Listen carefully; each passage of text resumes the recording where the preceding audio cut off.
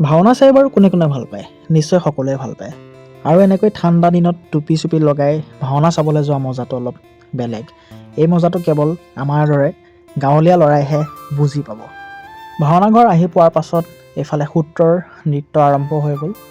ভাওনাত মোৰ সমনীয়া লগৰবোৰে ছোৱালীৰ লগত লিলিমাই কৰি আছে, কিন্তু মই নোৱাৰোঁ, কাৰণ মই বিবাহিত।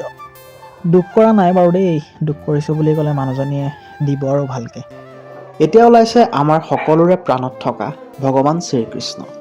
ভাওনাত ভগৱান শ্ৰীকৃষ্ণ যেতিয়া ওলায় তেতিয়া মোৰ এনেকুৱা অনুভৱ হয় যেন সঁচাকৈয়ে ভগৱান শ্ৰীকৃষ্ণ মোৰ সন্মুখত আছে। আপোনালোকৰ বাৰু এনেকুৱা অনুভৱ হয়নে? যদি হয় কমেণ্ট কৰি নিশ্চয় জনাব। ভাওনা চাই মেলি হৈ গ'ল, এতিয়া কুঁৱলী ফালি ফালি ঘৰলৈ গৈ আছোঁ। চাওকচোন ৰাস্তাটো কিমান যে ভয়ানক যেন লাগিছে। ঘৰ পালোহিয়ে আৰু। ভিডিঅ'টো যদি চাই ভাল পালে লাইক আৰু কমেণ্ট লগতে ছাবস্ক্ৰাইব কৰি দিব দেই।